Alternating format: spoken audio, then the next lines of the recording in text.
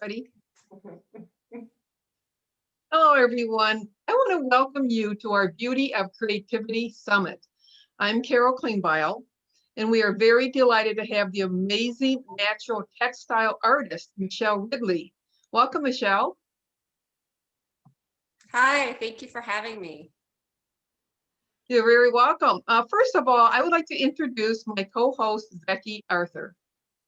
Hello. So good to see you, Michelle. And it's so good to Hi, Becky. I miss you. Here. Okay, I want to read a little bit about your background. Michelle Ridley is a natural textile artist and certified prana flow yoga and movement meditation practitioner. She lives a creative, nature-centered life, infusing and cultivating her passions. Her natural textile, handmade clothing has been featured on the covers of Altered Couture and Belle Armoire magazines. And she was awarded the Taos Wool Festival Grand Champion Garment winner in 2015 and 2016.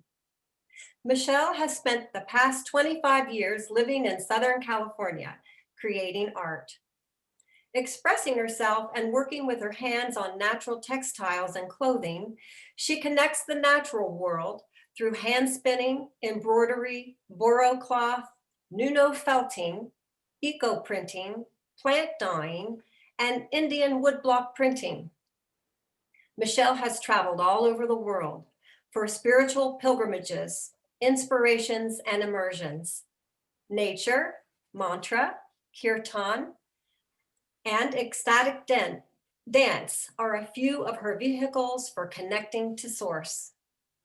Michelle has infused these traditions into her life and combining them in sacred art retreats, sharing her gifts of guided breath and moving meditation, facilitating opening channels, stimulating creativity, and allowing authentic expression through art. Michelle and I met on an Ayurvedic trip in northern India with Vijaya Stern. We were on several missions, including visiting Ramana's garden along the Ganges River, which is a children's home. And this is where Michelle demonstrated how to hand dye our silk scarves. And we had so much fun using the plants and watching her take these plant materials and fold them up into the silk scarves and then seeing how they came out at the end of the day. That was so much fun for us. And but what I treasure most is the memory I have of Michelle when we took a trip to the Himalayas, the foothills of the Himalayas, and we found a waterfall, and we were so excited to be in that area. And I watched Michelle get so excited about literally everything she saw. And in this childlike manner, she decided to put all of her things aside and dive into a pool of water in front of the waterfall with her clothes on and immerse herself in the waterfall. And just, you know, it was so amazing and it was so exciting. And I remember thinking, well, she just gave all of us permission to do the same thing. And so we all dove in the water with her and splashed in the water like children. And it was just an amazing trip. And that particular moment made me realize how much more we should be like children. And so that trip to India was very special. And I want to know what your thoughts are on the personal mission and meaning for India is for you. We're gonna have to pause this beautiful, you did a great job. My dog has to go potty. And she's scratching at the door. Okay. We'll have to pause this. Hold on one second. Well, Oh, yeah. my dog. I don't know. I think we should leave it in there. Oh, funny. Funny. Go potty. Go potty. remember saying those words.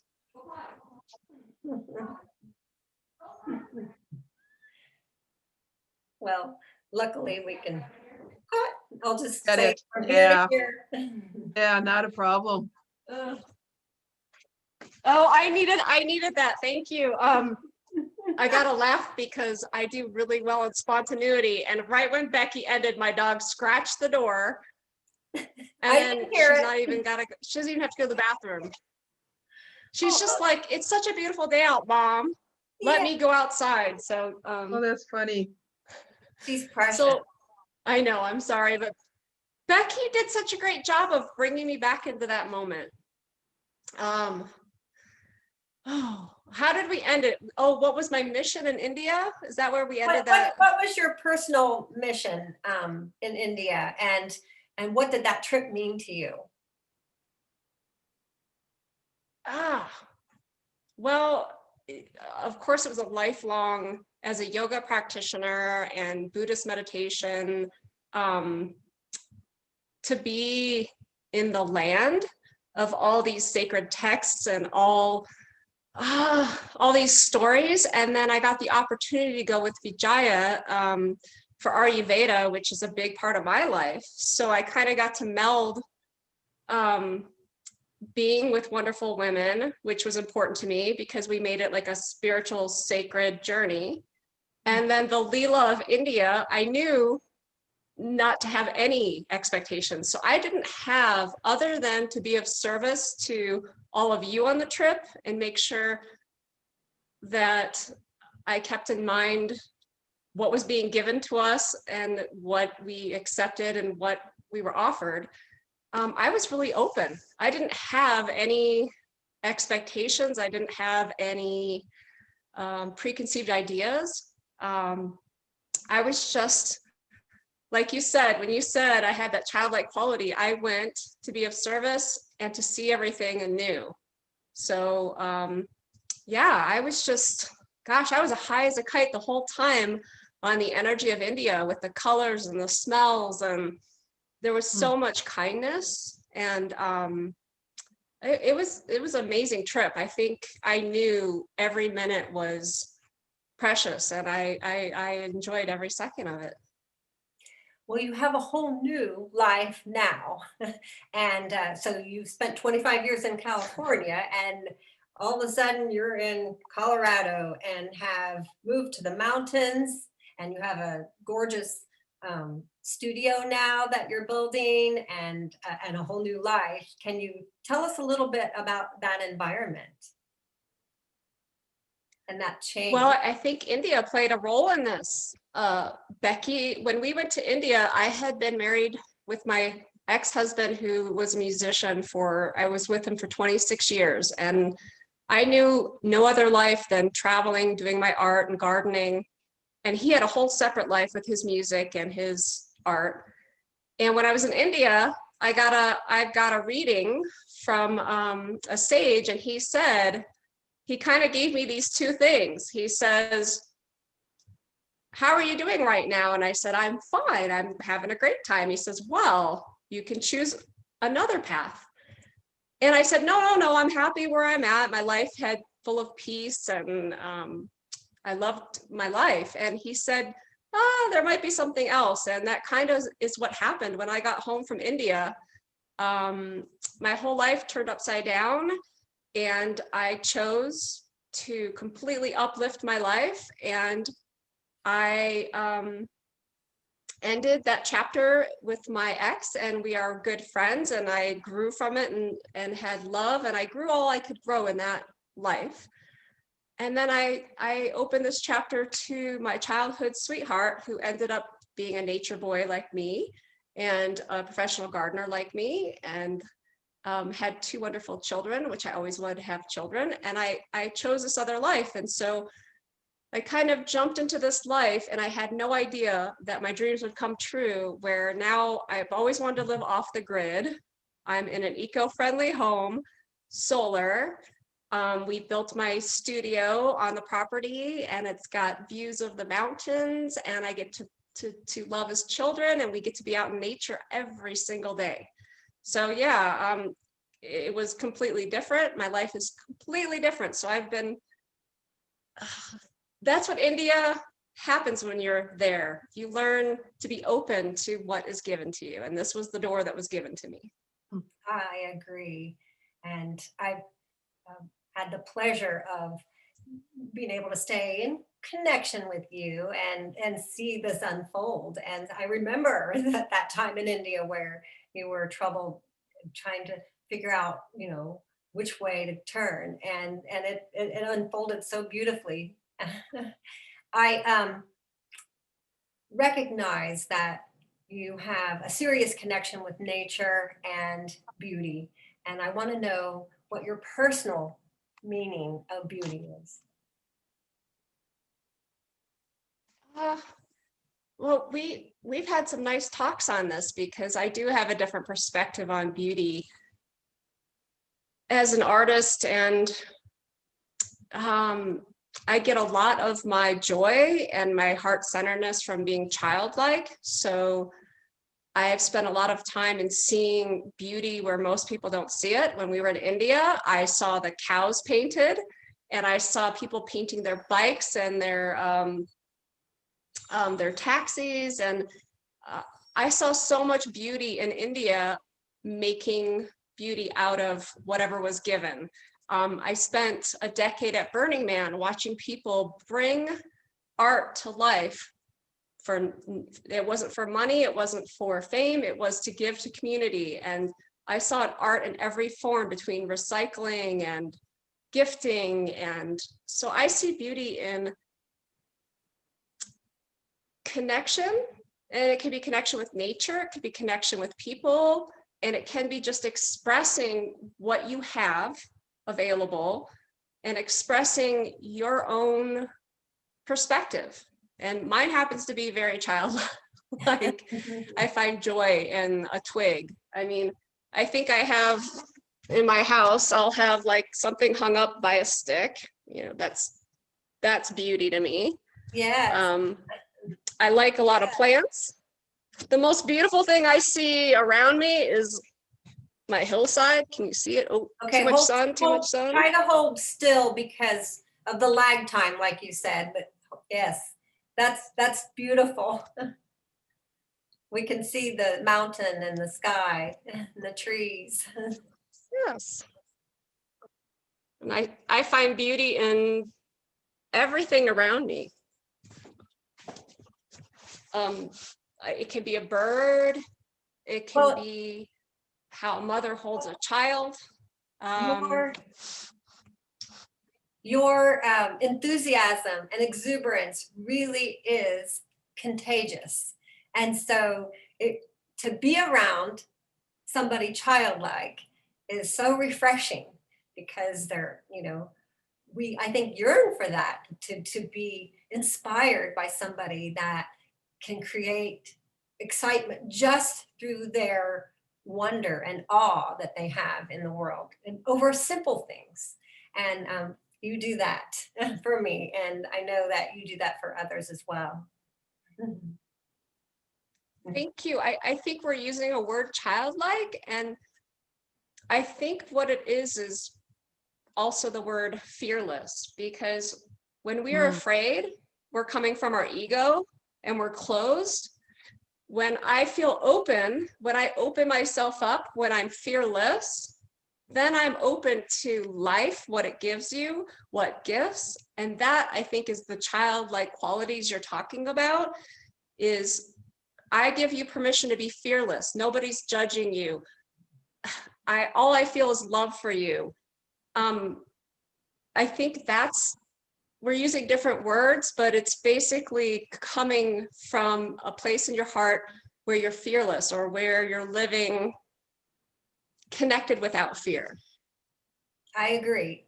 And that's why and related to art and creativity, I think when you create things without fear of what people are going to think or how it's going to turn out, or without judgment, you make beautiful art. So that's where I like to create from. We may use the word childlike, fearless, but I'm not thinking about what it's going to look like when it's done.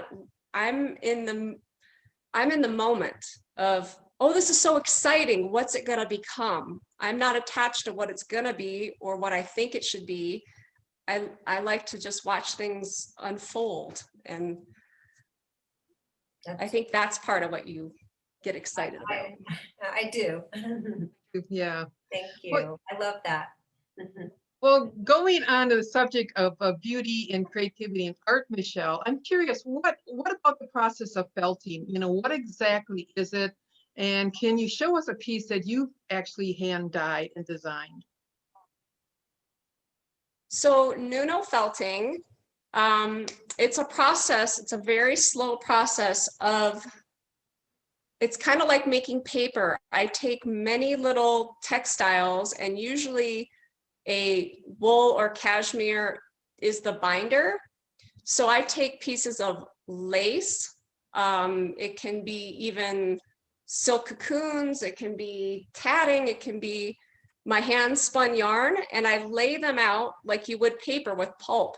And I get them all wet, and I very slowly agitate all these fibers. And there can be all kinds of natural fibers. There can be cashmere, wool. I actually shear, I have friends that shear sheep, and I wash their wool, and I put little hairs out, and I actually make the textile slowly. It's almost like sculpting. I'm sculpting these little fibers into three-dimensional shapes. And it's a very slow process, and it's very time consuming, but I love working with my hands. Knitting, spinning, yarn, I card, I make my own, like in the olden days, you know, the women in Scotland would make their kilts and weave. It's all old hand traditions, and that's another thing why I connected with India so much, is they do a lot of old textile crafts and artisans. So, and if you want to see a piece, well, I have a piece on right now, and it's got several, I hand dyed it. You can see leaf prints, and Hold still so that there's tatting in here. That's beautiful. it's incredible, Michelle. And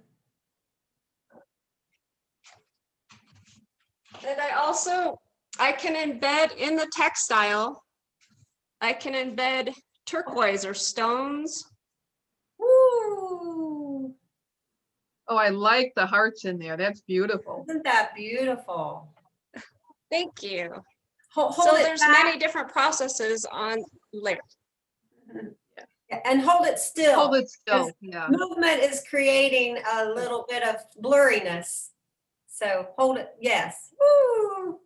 Oh, that's just gorgeous. Stunning. I love it. I like the different shapes in that particular piece. Yes. It's like So art. there's like making paper. There's tatting in here, very old cotton tatting. And then I added a turquoise stone inside the fibers. And then a lot of what you see with the hearts are embroidery. Huh. So speaking of some colors in there, you said like a blue stone. What are some of the other plants that you know we would be familiar with, you know, to use in these pieces of fabric that you know obtain all these patterns in different colors? Yeah, the dyeing, that's why my name, my textile art is called Living and Dyeing. I was a professional gardener for 26 years, and as an organic gardener, I learned some very beautiful techniques dyeing with plants that are natural. And so some of the colors I use, I learned a great indigo dyeing technique from Michelle Garcia, and he's changing the planet of teaching indigenous people who used to dye naturally, and then they went to these synthetics because they thought was cheaper, but it's actually hard for their local water wells and their own ecosystem. So Michelle Garcia taught me how to dye indigo in a natural, safe way. So I do a lot of indigo dyeing. I do a lot of eco printing, and I learned that technique from an Australian artist many, many years ago, where you contact print with leaves. So when you see this maple leaf right here. Can you see the maple? Oh, I hold on. literally lay leaves. What? Hold on, because Yeah. there's blurriness Oh. in movement. So, so show us again and hold still. Okay, I see it. Oh, wow. Yes. So those are actual maple leaves, and the tannins in the maples, I simmer the leaves into the fabrics to get the tannins to print. So that's the soul of the plant is embedded in the fabric as a dye, and it's a natural permanent dye. And I use all kinds of leaves. I use eucalyptus leaves. I use a lot of sumac. I love sumac. I love Mexican marigolds. And as I was a professional gardener for many years, so I've many plants at my disposal in my studio and in my house. So, and I'm learning to use the local plants here in Colorado, and my main ones I've been using are these geraniums that are beautiful and the sumac, but I've also been really enjoying the water here because the water is so clean that I'm getting colors I've never gotten before. Such as, Amazing colors. Well, just cleaner. Sometimes I'll buy at festivals, or if I'm traveling abroad, I'll buy roots like madder root, or I'll buy weld, which is a yellow flower, and they usually grow a lot of that in France. And when I boil it or simmer the leaves, because my water is so pure, I'm getting brighter yellows and more, it's just vivid colors. So I'm very excited. I haven't been up and running too long here, but what I've done so far is I'm so excited on this next chapter in Colorado. your art is so out of the box. I absolutely love it. Like, roots, plants, you simmer, and then now you're in Colorado with the different water and colors are brightening out. That's so incredible, Michelle.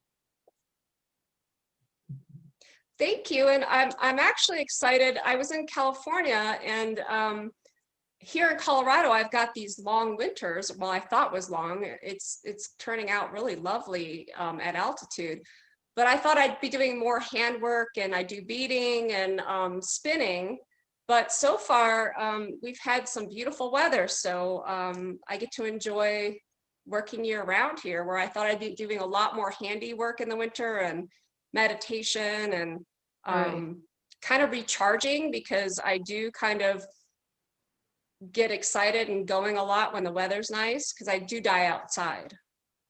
So that actually brings me to my next question. Obviously, you have so much going on, but you found a way to, to incorporate getting grounded in the Colorado life. Is there any other rituals or daily practices that you do? Oh, that's really important for me, because I am a fire sign and I can overdo it.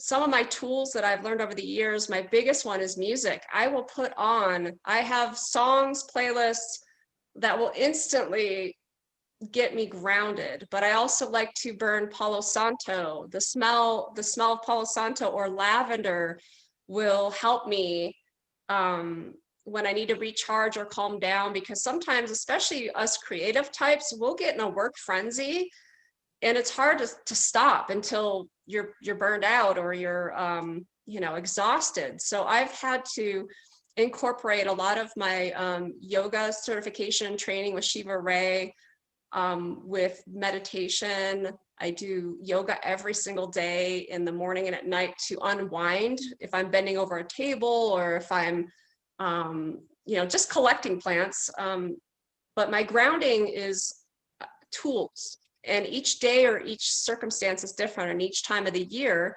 And that's Ayurveda's taught me that too. There's different times of the year where you ground differently, with food, with smells, scents, everything. So between meditation, I love Palo Santo essential oils, but music really can bring me up or bring me down. And that's probably one of my secret tools that everybody can use. Oh, I agree. That's absolutely lovely. Well, I tell you, Michelle, it's just been such a joy because I haven't been familiar. I didn't go to India with you and learning about all the different techniques and you just find items in nature that you use. It's so lovely. I'm so glad you were here today to share with everyone. Do you have a Well, website? thank you so much. A website. Thanks, Becky. Do you have a website that you can share with I us? do. I do, but I really like to get in person with people at my art shows or with my sacred retreats, but you can see me on the internet at livinganddying.com, DYEING, dying. And I'm on Instagram, Living and Dying, and this nature-centered life I've been doing another Instagram just to show all the deer and wildlife and bears, and I love being outside, so I've been sharing a lot of my experience with that because that is the center of where I create from. Is I really do spend a lot of my time outside, slowing down. I'm out in the wilderness. I don't have any neighbors. I don't have, it's crazy. I'm off the grid, but here we are on satellite connecting. So I'm so grateful to connect with you guys today. But come see my place, please. Okay, the movement creates a little bit of a frozen screen at times. So like you said, you're off grid. So I'm glad that we can see you as well as we can. You're such a joy, and we appreciate you so much for joining our Beauty of Creativity Summit. Thank you. Thank you. Thank you, Carol. Thank you, Becky, for having me. I appreciate it. Take care. Care. Bye-bye. Bye. Thanks again.